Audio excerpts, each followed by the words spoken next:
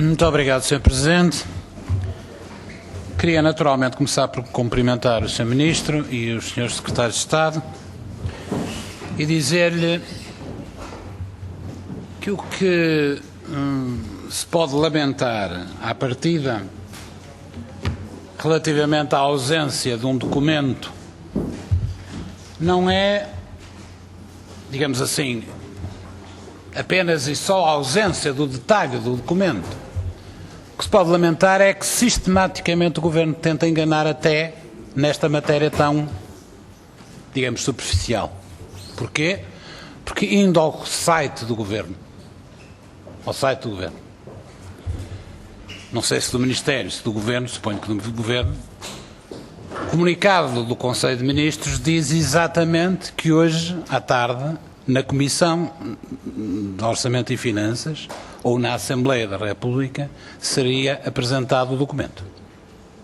Poder-se-ia dizer, será debatida as perspectivas que envolvem o documento. Mas não, diz-se que será debatido e apresentado o documento. E este sinal é um sinal, Sr. Ministro, vale o que vale. Perante a enormidade daquilo que nós temos a discutir, não vale nada. Mas é bem um pequeno sinal que, às vezes, e se transforma num grande sinal daquilo que é o comportamento do Governo com isso. Bem, mas deixemos a forma e vamos debater algumas ideias que é possível debater neste momento. Sr. Ministro, como sabe, o Sr. Ministro, sempre que produz declarações, elas são detalhadas.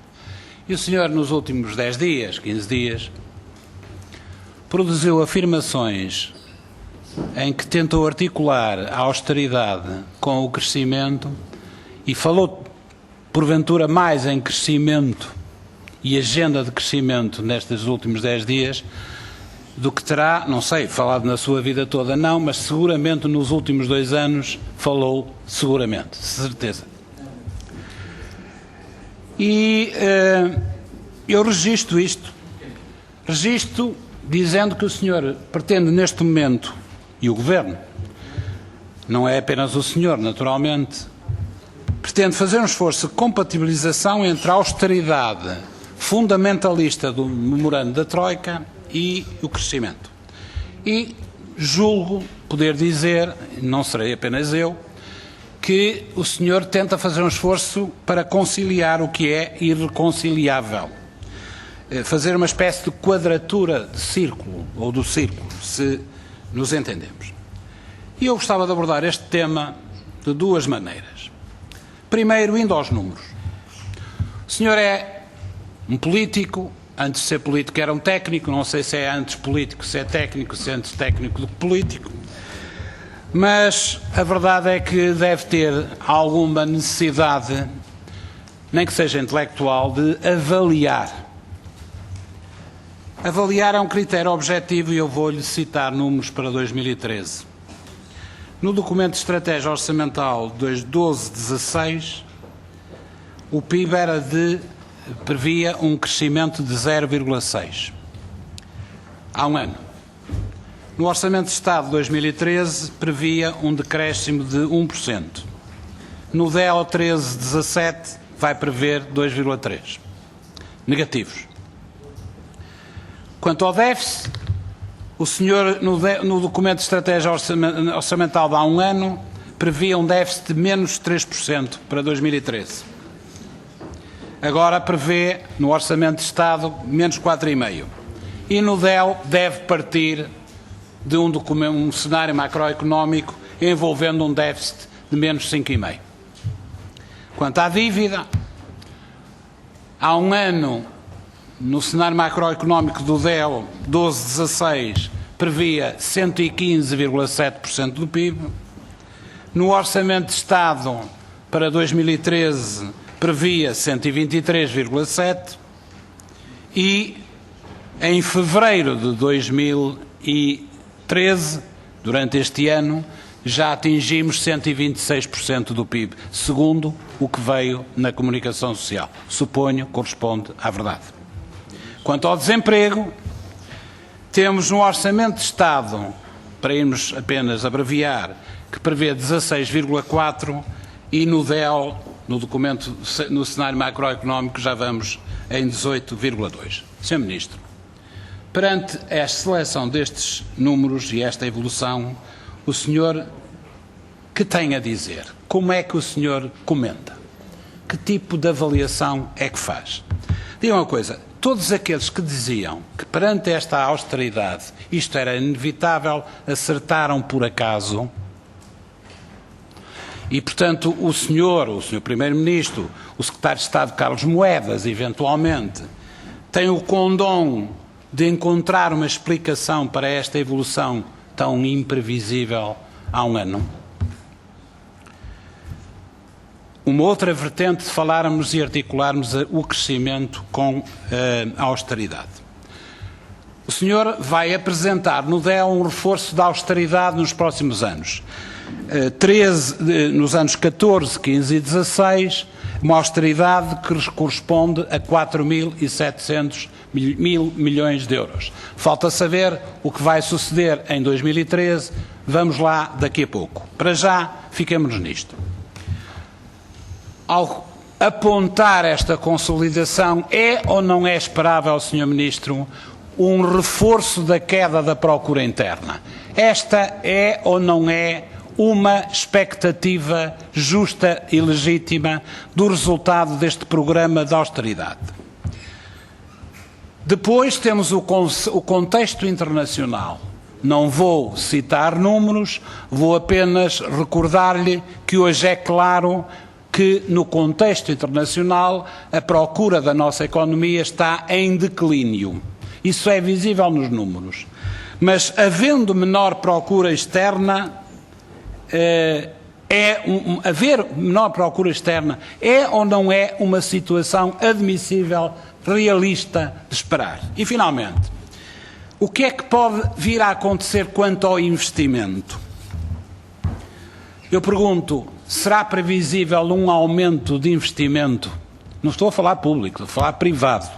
Num contexto económico em que a procura interna pode seguramente diminuir, em que a procura externa vai seguramente continuar a diminuir, eu pergunto-lhe para que é que, ou como é que é possível haver crescimento económico sem procura interna ou com a procura interna em declínio, sem procura externa ou com a procura externa em declínio e sem investimento, com investimento em declínio, porque naturalmente os empresários não querem investir para produzir bens que nem são comprados cá, nem são comprados lá fora. E, portanto, como é que o senhor consegue articular a agenda de crescimento tão consensual na semana passada, que o Governo anunciou, com esta impossibilidade de compatibilizar esta ideia com a ideia de uma austeridade reforçada, traduzida em mais 4.700 milhões de euros em 3 anos? Queria abordar também a questão das maturidades da dívida consigo. A ideia central é que só foi possível isto porque cumprimos o programa da Troika. Eu diria, só é possível fazermos isto porque fomos bons alunos e porque fizemos tudo aquilo que o Sr. Ministro Schäuble disse. Isto não se diz, naturalmente, pensa-se, mas não se diz. Eu digo o contrário, ou tenho uma versão diferente e queria confrontá-la consigo. Mesmo que o alargamento de 7 anos das maturidades seja um facto positivo em si, ele é absolutamente insuficiente e podemos dizer que é, entre aspas, pífio. E ele é só possível porque os credores, a União Europeia e o Banco Central Europeu, já perceberam que a trajetória de Portugal aponta para a impossibilidade de pagar a dívida e para a inevitabilidade de reestruturar a dívida. Chame-lhe o que quiser. E para concluir, Sr. Deputado. Só um momento. Vou só terminar esta ideia, Sr. Presidente. E, portanto, a ideia o que eu lhe queria colocar era o seguinte. Mais 7 anos. Muito bem. Então, e por que não propusemos mais 10 ou 15 anos como fez a Irlanda? Gostava de perceber isto. Porque é que este pedido da Irlanda é inconcebível? para utilizar uma expressão que é sua. Então, porquê é que só a dívida da União Europeia já teve a tolerância e do Banco equivalente Central à que dei ao Europeu, PS e ao PSD? Deixe-me fazer este conjunto de perguntas, têm todas a mesma temática. Isto Há mais cerca de 52 mil milhões de euros, ficando de fora 26 mil milhões. Porquê é que o Governo não enceta a renegociação da parte restante da vida privada? Porquê é que os valores de juros não foram negociados ou não estão a ser negociados? Eu dizia-lhe, em jeito de remate, e vou concluir, há ou não há hoje juros de programas que andam à volta de 2 a 2,5%. E pergunto-lhe também se a Espanha, pelo Programa de Assistência de Estabilidade Financeira, está ou não está a pagar juros à volta de 1%. E, portanto, pergunto-lhe se não era possível fazer isto para Portugal. Há mais... Muito obrigado, Sr. Presidente. Sr. Ministro, eu agradeço-lhe a tentativa que fez em responder a algumas das questões que eu coloquei. Mas a verdade é que não se pode dar por satisfeito quando responde da forma como quiser ou como lhe convém, omitindo questões que eu lhe coloquei e que julgo serem importantes. A primeira das quais foi, face à evolução que eu dei dos diversos índices macroeconómicos, relativamente ao DEO, Orçamento de Estado e a este projeto de DEO, se o senhor não tinha que comentar nada, se não lhe ocorria comentar nada. E se achava que estava toda a gente enganada, exceto o senhor, o Sr. Primeiro-Ministro e o Secretário de Estado, Carlos Moedas. Depois, quanto ao crédito e crescimento da economia e a articulação com a economia e o crescimento, eu percebo que o senhor diga, vamos entrar na terceira fase. Temos a estabilização financeira concluída, mas não foi isso que eu lhe perguntei. É certo que lhe dá jeito responder com as fases, que agora estamos numa onda de fases. Mas a questão que eu lhe coloquei é, se reforçando em 4.700 mil milhões de euros a austeridade, descontando e não sabendo o que é que se vai passar ainda em 2013, adicionalmente, se é ou não é previsível que a procura interna volte a decair, se face ao contexto externo é ou não previsível que a procura externa entre em declínio, e se, perante isto, para que é que serve o crédito? Quais são os investidores privados que querem crédito? Para produzir o quê? Para estoques? E esta é a contradição que existe entre querer conciliar o crescimento com esta austeridade, digamos assim, fundamentalista. E esta questão o senhor não respondeu. O senhor disse aqui há uns dias que o Governo está a trabalhar num plano para equilibrar o Orçamento de Estado na sequência do acórdão do Tribunal Constitucional que criou um buraco de 1.300 milhões de euros e para perspectivar a médio e longo prazo o médio e longo prazo com uma redução na despesa pública em percentagem de PIB. Vamos lá ver. Para já, o Tribunal Constitucional não criou um buraco. O senhor, perante as medidas e as decisões do Tribunal Constitucional, tinha duas opções, ou substituir, conforme está a fazer, no orçamento retificativo, ou respeitar. E respeitar, na minha opinião, seria tentar alterar a situação. Seria passar o déficit de 5,5 para 6,3. Tentar fazer o que fazem na França ou na Espanha. Não é possível, vamos renegociar e aumentar o déficit. E é esta opção que o senhor deitou logo para o caixote do lixo. E não deitou para o caixote do lixo a outra opção, que é a opção de substituir as medidas por outras. Então vamos ver. O que é que temos sobre a mesa? Temos 1.300 milhões de euros de medidas substitutivas. Temos 4.700 milhões de euros de medidas conjuntas de consolidação em 2014, 2015 e 2016. E o resto, Sr. Ministro, o que falta? Eu vou dizer que antes do Tribunal Constitucional decidir, o senhor tinha várias pessoas responsáveis do Governo, o Ministro Carlos Moedas, por exemplo, Secretário de Estado, a antecipar que dos famosos 4.000 milhões de euros, cerca de 800 milhões, as versões variavam, serão antecipados para 2013. Isto o que é que vai acontecer sobre esta estimativa de antecipação? Vai ser concretizada, não vai ser concretizada, etc. Vai ser concretizada porquê? Porque, ao contrário do que o Sr. Deputado Miguel Frasquilho disse, a execução orçamental está a correr às mil maravilhas. Qual é a estimativa que o Governo tem para a derrapagem da execução orçamental? Vai-me dizer que não é nenhuma, que vai cumprir.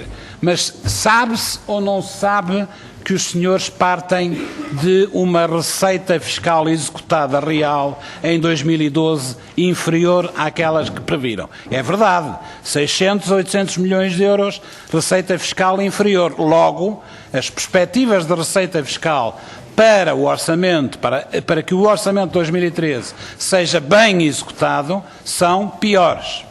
E, portanto, como é que resolve o problema? Segunda questão, receitas contributivas inferiores às esperadas por causa da atividade económica e as falências continuadas de empresas. É verdade. Terceira questão, despesas acrescidas de prestações sociais. O desemprego, designadamente, passou e vai passar de 16,4 para 18,2. Isto implica mais despesas com prestações sociais. Ora, deste conjunto de fatores, é previsível que haja uma derrapagem orçamental que os senhores já disseram que iam prevenir com medidas adicionais. Que medidas adicionais é que vão ser colocadas, pensadas e eventualmente colocadas no DEL? Tem, portanto, que me responder a 3 questões. A 2 questões, pelo menos. É a antecipação dos 4.000 milhões para 2013, vai ser feito ou não e quanto, e uma eventual prevenção, atitude preventiva, em medidas adicionais para equilibrar a execução orçamental. Obrigado, Sr. Disparo-vos com todo o empenho e com toda a naturalidade em qualquer reunião de coordenadores que seja solicitado para qualquer efeito, incluindo este, que eu, aliás, neste momento até acho que é um momento absolutamente determinante para discutir esta questão. Descontando-me os 8 segundos, Sr. Presidente, eu queria dizer-lhe, Sr. Ministro, que o senhor pode vir aqui a esta Comissão e ao Parlamento falar de consensos sempre que quiser e lhe aprouver. Pode também vir aqui e utilizar frases feitas como argumento e pretexto ou como tipo, linha de argumentação para quem o contesta ou para quem o contra-argumenta de qualquer forma. Mas a verdade é que, de uma forma cada vez mais evidente e notória, as participações e intervenções do Sr. Ministro nesta Comissão e nesta Assembleia se assemelham a diálogo de surdos. E é um diálogo de surdos, Sr. Ministro, que envolve a oposição no seu conjunto, cada uma das suas 3 componentes aqui presentes nesta Comissão, mas, pelos vistos, Sr. Ministro, é um diálogo de surdos que começa a envolver cada vez mais outras pessoas, mesmo da maioria e mesmo do seu Governo. E, portanto, o senhor conseguiu transformar aquilo que deveria ser um debate aberto, de confronto de opiniões, em autênticos diálogos de surdos.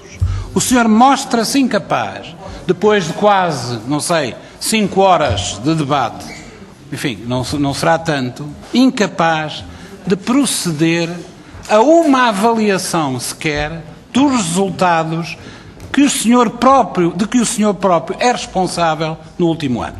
O senhor não é capaz de fazer essa avaliação. Recusa-se, fica cego, surdo e mudo. Segundo, o senhor é incapaz de reconhecer a impossibilidade, pelos vistos manifestamente reiterada, em compatibilizar aquilo que é a austeridade da Troika e o reforço desta austeridade que hoje nos anunciou, é incapaz de reconhecer a dificuldade de articular essa austeridade e os seus efeitos em procura interna e na procura externa contextualizada com aquilo que é uma agenda de crescimento. É incapaz de reconhecer essa impossibilidade. É incapaz de reconhecer que os 7 anos de maturidade ganhos no Ecofin é um alargamento insuficiente,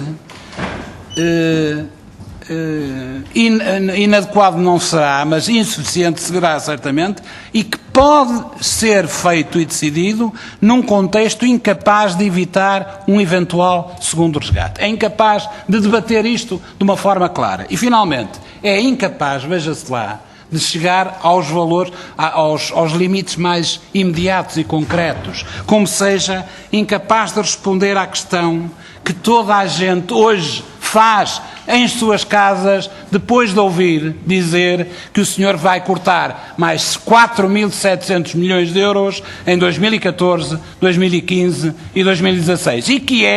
E em 2013, neste ano que vivemos, o senhor vai ou não vai concretizar as ameaças reiteradamente feitas já este ano de que precisava de cortes adicionais também este ano? Não são as medidas substitutivas, são as medidas adicionais. Até nisto o senhor Ministro é incapaz de fazer.